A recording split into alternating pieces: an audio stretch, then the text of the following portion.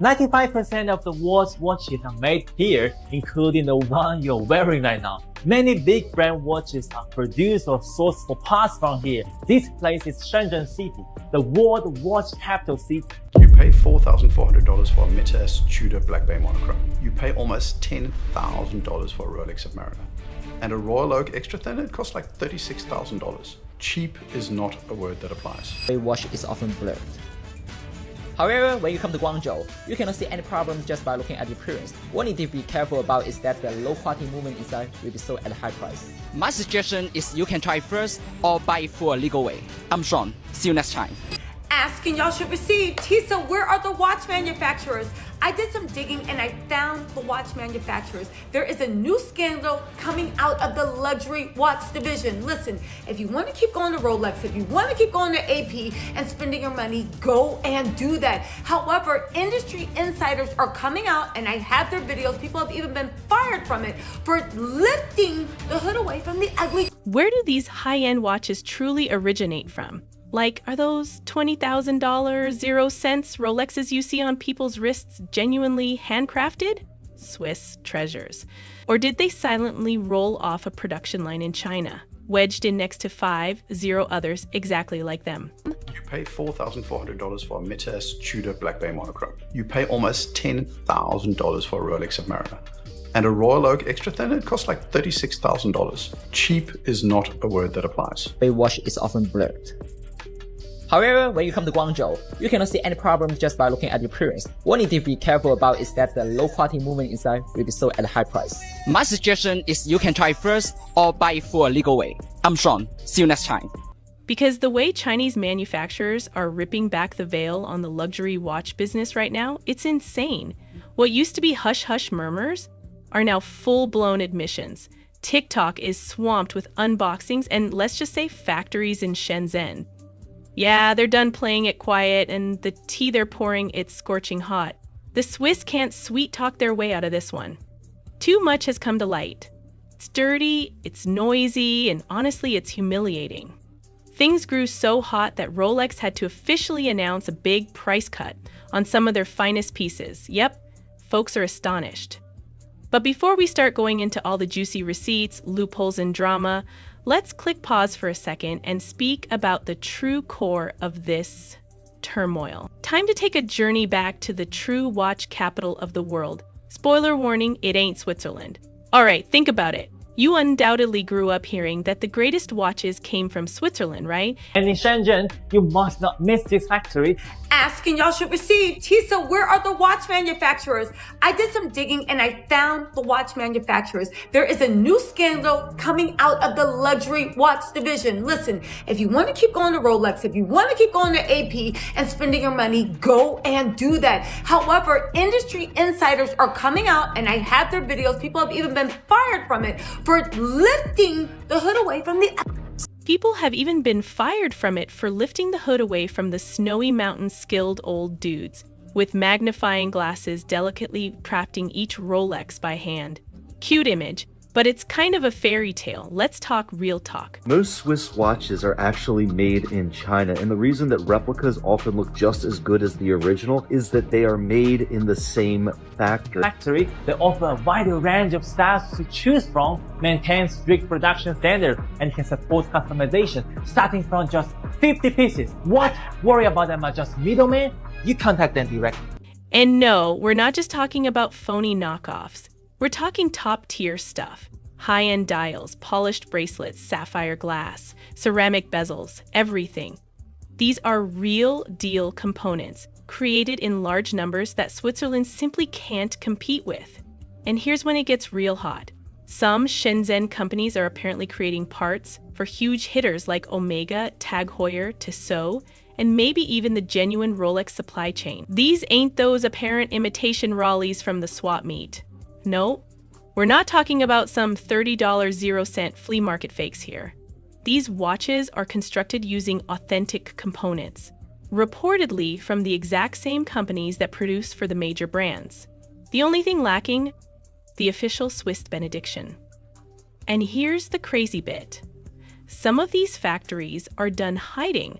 They're publicly flexing now, even accepting special orders direct from the public. That means you might bypass the expensive store and go right to the plug for your luxury watch. Watches come in different sizes. A small dial makes your wrist slimmer, while a larger one makes you a stronger arrow. First of all, you need to determine your budget range. The Rolex Datadress is the best choice for cost-effective. But that raises a big question.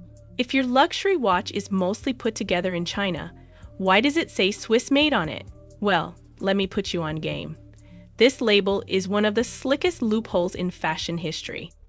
You see that cute little Swiss-made stamp sitting pretty on the bottom of the dial? The one that screams elite taste, class, and old money vibes? Yeah, it doesn't mean what you think it means. Despite what the luxury brands want you to believe, Swiss-made doesn't mean the whole watch was crafted in some cozy Swiss chalet. Nope. According to Swiss law, only 60% of the value of the watch has to come from Switzerland to earn that label. Let me say that again. Value, not the actual product. And guess what counts as value?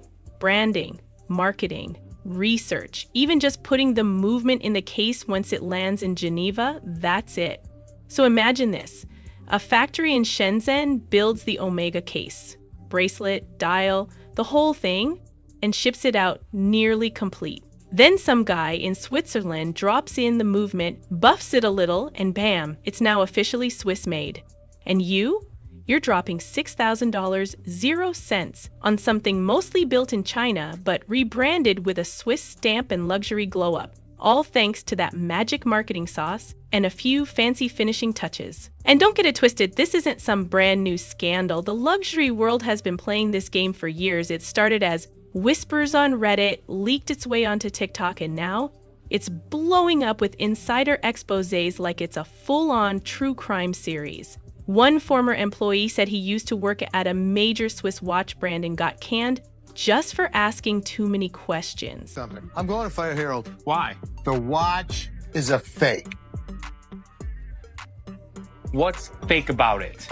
According to the serial number, It doesn't correspond to that. He was restoring vintage watches from the 70s and found out tons of parts were already coming from Asia back then.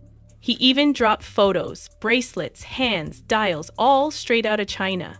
And the movement. Sometimes it was Swiss, but sometimes it was just a cheap $5 0 cents quartz piece tossed in last minute. Wild. So yeah, this scandal goes way deeper than folks thought. And now you're probably asking, why hasn't the mainstream media blown the lid off this mess? Easy. The luxury watch world is swimming in cash. Big magazines get millions in ad money from Rolex, Omega, Cartier. You think they're about to bite the hand that feeds them? Not a chance. And the watch bloggers? Even worse. These folks are being flown out to Baselworld, getting gifted watches, treated like royalty at brand dinners. Influencers are literally paid to smile, pose, and keep it cute. Nobody's risking their next free Rolex to spill the truth. That's why it's up to the underdogs now. YouTubers like Misty, TikTokers, and even anonymous factory workers who are done staying quiet. They're the ones pulling back the curtain and showing what's really going down behind all that luxury glitz. And just when everyone thought Rolex was untouchable, boom. They pulled a move nobody saw coming.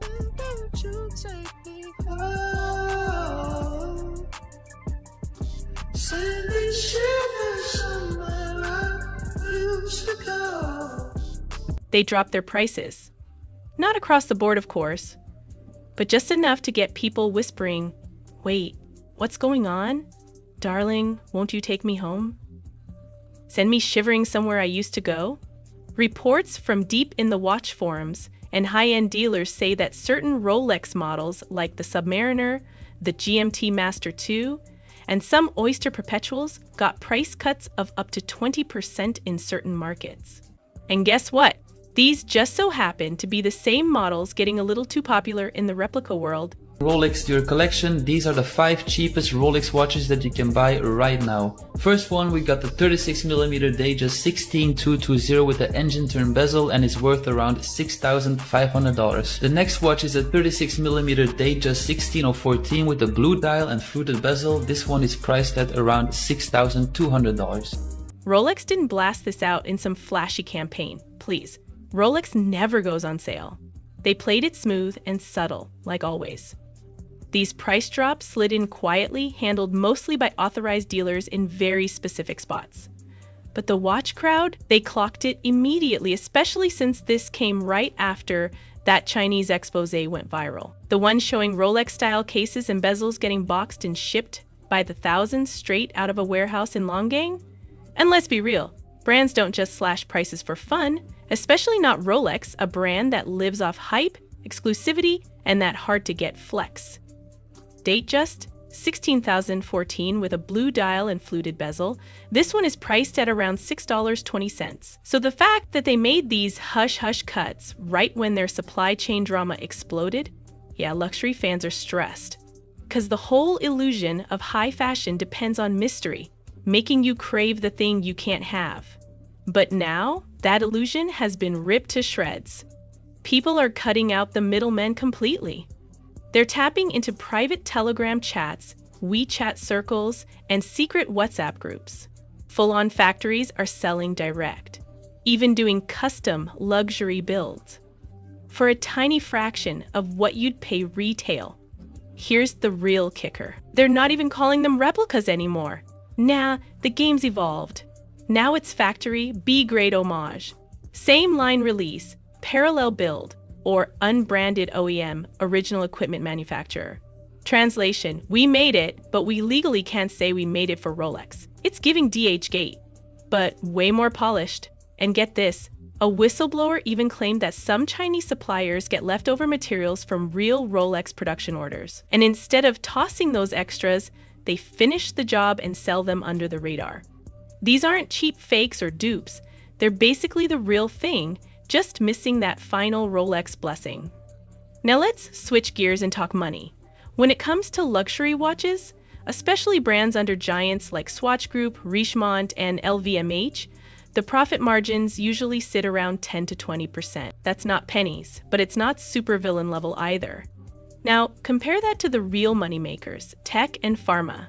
Apple's clocking in with a 32% margin, Microsoft a smooth 38%, and Novo Nordisk, the company behind Ozempic, try 39%. Suddenly, that $15,000 Rolex doesn't seem that wild anymore, right? But hold up, don't go feeling all warm and fuzzy toward Rolex just yet. Sizes, a small dial makes your wrist slimmer, while a large one makes you a stronger error. First of all, you need to determine your budget range. The Rolex Datagest is the best choice for cost-effective. For more advanced options, there's post and professional models. Let's look at the submariners here. Rolex is out here moving in silence like a private Facebook group. They don't even share financials publicly. Why? Because they're technically a non-profit foundation. Yep, plot twist of the year. But just because they ain't flexing like the tech titans doesn't mean they're not stacking serious bread. And that brings us to the million-dollar question. What does it really cost to make one of these watches? Word on the street from industry insiders is that a watch selling for $6,000, 0 cents, might actually cost around $1. 20 cents to $1, 50 cents to produce. Yep, that's less than 25% of the retail price. And that's before factoring in dealer markups and the luxury tax of just because we can. Some brands are a bit more upfront though. Christopher Ward, a UK watchmaker, says they never charge more than 3 times their production cost. Omega, closer to 4x. But Rolex, most experts believe they mark it up a solid 5 times or more. So while they're not stroking cats in some Bond villain castle, let's not pretend they're just breaking even either. They're still running up big numbers in the name of prestige. So yeah, you're not just paying for the watch, you're paying for the whole machine behind it. The brand, the marketing, the mystery, the image. But let's keep it real. Not everything that looks expensive actually is. That $60 0 cents Rolex knock you snag off the gram? Yeah, it might pass in a blurry Insta story, and sure, it can shine under soft lighting as long as nobody zooms in. But let's not kid ourselves. The inside of that thing is basically Dollar Tree with a dream. No shade to the budget queens or the D-Gate divas, but facts are facts. Most replicas cut corners hard. The movement inside? Usually some random no-name part that ticks like a broken metronome. it's nowhere near that smooth, rich sweep you get from a real automatic watch. And the seals? Trash. Zero water resistance. That fake Rolex will fog up just from a humid bathroom mirror. The metal? Cheap alloys that'll scratch if you breathe on them too hard. The glow-in-the-dark details? Barely there. And the weight? Office-like. I'll tell you one thing. That one thing alone is more than enough for you all to understand why you all should not be wearing a fake. Self-confidence, guys. Once you wear a fake, your confidence is not the same as you wear the original. Because once you wear a fake and you walk into a place where there's a lot of people who love watches, people who wear the original are going to figure out it's a fake. So once you wear the fake and it gives some light off, there is going to be reflection shown on that. That alone is more than enough. And your confidence level is not the same. But here's the real question everyone ends up asking once they fall down this rabbit hole. Are fancy watches genuinely overpriced? And honestly, it's complicated. So let's unpack it. If you enter into this thinking you're getting pure craftsmanship, creativity, and heritage, you could wind up disappointed. Because not every luxury watch is the technical wonder it's made up to be. Some of these brands, they're out here stitching together pre-made pieces, slapping on a well-known brand, increasing the price, and calling it a day. They're counting on reputation, not innovation. So while some watches are actually crafted like art, others are merely riding the wave of an iconic brand. And that's the game. But, and it's a major but, if you actually know what you're paying for, everything hits different. You're not simply purchasing steel and sapphire glass. You're purchasing access. You're not simply purchasing steel and sapphire glass. You're purchasing access. You're purchasing status. You're purchasing that quiet flex, the one where you walk into a room and heads turn solely because of what's gleaming on your wrist. That emotion, for some persons, that's priceless. So, is it overpriced? Technically, certainly. But emotionally, it relies on you. Because once you know the reality behind the price tag, the factories, the markups, the marketing, you possess the true power. You get to determine whether the buzz is worth it. The power is not in the brand, not in the watch, it's in you. If you vibed with this breakdown, don't forget to like, subscribe, and share this with someone who needs to hear it. And share this with someone who needs to hear it. Drop a comment below with your wildest watch tea. And I'll catch you on the next one.